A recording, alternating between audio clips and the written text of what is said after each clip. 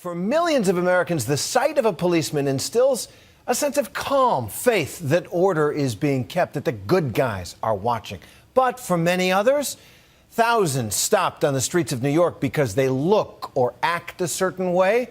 Encounters with the blue and white breed fear, frustration, and anger at a force that some say is bent more on intimidation than serving and protecting. So here's my co-anchor, Bill Weir.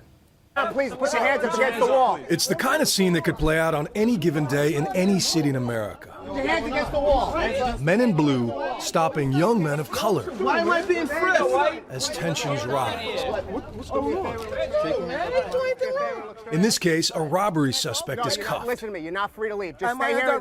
Turn around. What am I being arrested for? I didn't do anything wrong. The others released. And the cops managed to keep it by the book. I don't get it. I understand you're upset, but I'm sorry for the inconvenience. But this scene is just pretend. It is an NYPD training drill to reinforce a proper way to do what is known as a 250, that controversial tactic designed to stop crime before it happens. Controversial because critics say 250s rarely happen with this much courtesy and this much probable cause. They say the NYPD stops and frisks way too many innocent men of color for no good reason. He was holding me, he was going through your pockets, going up, down. You want to go to jail? For what? Shut your mouth, kid. What am I getting arrested for? Shut your mouth. What am I getting arrested for? For being a mutt, you know what? That's a law, being a mutt? He was going through my sweater.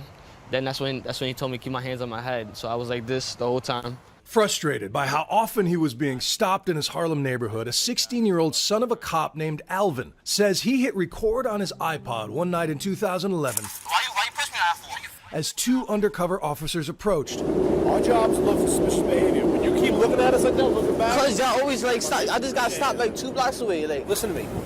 When you're walking the block with your hood up and you keep looking back at us like that, bro, you think you might have something. It is one of the few known recordings of something that happens nearly 2,000 times a day in New York, but whether this is the exception or the rule is a debate dividing America's biggest city. I don't think it was a unique stop for Alvin or any of the other young people that I've talked to personally. Now to part of our week-long coverage of A Stronger America, the Black Agenda. New analysis of the U.S. prison population finds more black men are incarcerated now than were enslaved in 1850. The figures are stunning. They are sobering, eye-opening numbers. The latest estimates by the Bureau of Justice putting the number of imprisoned African-American men at more than 846,000. While black men account for roughly 6.5% of the U.S. population, they make up 40.2% of the prison population. And joining me now is Mark Lamont Hill, professor of education and African American studies at Columbia University and host of Our World with Black Enterprise. So Mark, it's good to have you here. Good to be here. When we talk about this, it's a problem not discussed enough. However, when we talk about these sobering statistics that are out now, it really is eye-opening and I think staggering for people to consider. So why is it that this country is putting away so many African American men? Do we have a definite reason for it? Well, we live in a nation that's committed to punishment rather than dealing with the fundamental problems that lead to mass incarceration. In 1970, for example, we only had about 250 to 300,000 people incarcerated. Now, in 2011, we have 2.5 million people. We didn't raise a generation of criminals. We shifted public policy in such a way that it's easier to get incarcerated. The net is wider and it's deeper. We live in a nation. But wasn't that done out of noble causes to begin with? I mean, with the population growth and the fact that crimes in this day and age are expanding to different fronts that people probably hadn't even considered then, including technology crimes. Does it make a difference in how we interpret these numbers? Well, most people aren't in jail for the things like technology crimes or other white-collar crimes. Most people are in jail. The prison boom comes, in fact, from the war on drugs, which begins in the mid-'80s, 1984, when drug use was actually at a low. Before crack actually hits the streets, we begin a war on drugs, which really turns out to be a war on small-time drug users. 4 out of 5 people who are incarcerated for drugs are not dealers, they're small-time users. And again, that's a criminalization of a medical problem. We've decided to use punishment instead of social resources.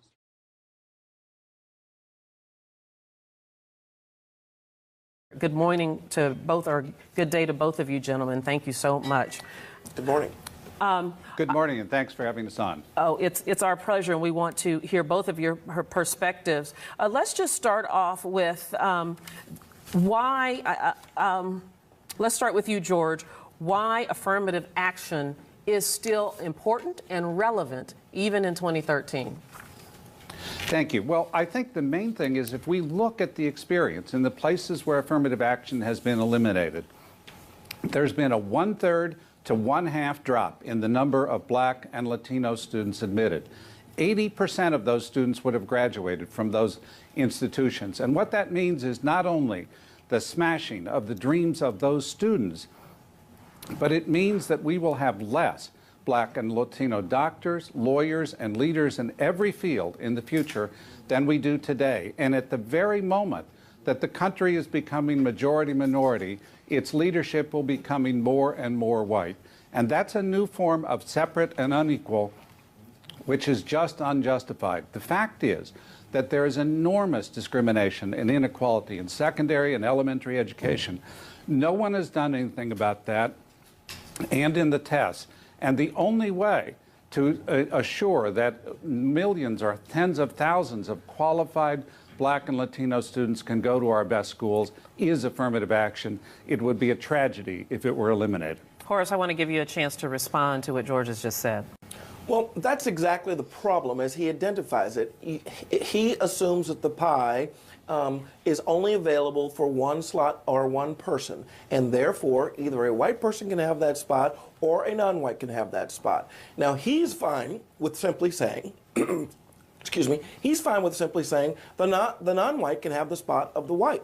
That creates divisiveness, that creates more racial injustice, and importantly, he has identified the real problem, which is many of our primary and secondary school systems are inferior or not operating properly. Rather than take our colleges and engage in this social engineering scheme that creates all of these problems, we ought to focus our resources where the problem actually is, which is many of our inner city schools simply don't function properly. Horace, in the 2008 freshman class at UT, more than 6,600 were admitted. 1,700 were Black or Hispanic, and a little more than 200 were actually admitted under the program that's being challenged.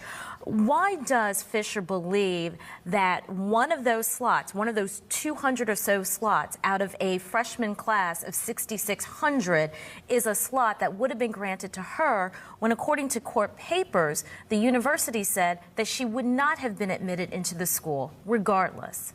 Okay, now that's not true. What the school said was she didn't meet the cutoff for what they require for their standard admissions programs.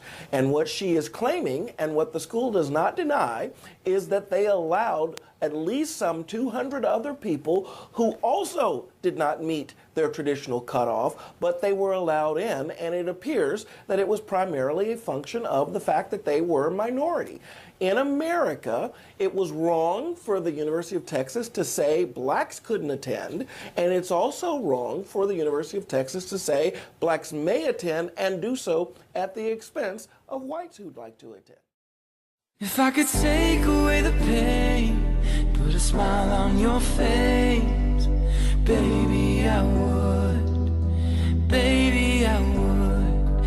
If I could make a better way, so you could see a better day, baby, I would, baby, I would, I would. Dream a doorway to the sky and hand you the keys. Let you know that you're always welcome, so you never leave. And buy you those fancy things that you only see on TV. Run away to a hideaway, we be living the American dream. And I know it's never gonna be that easy, but I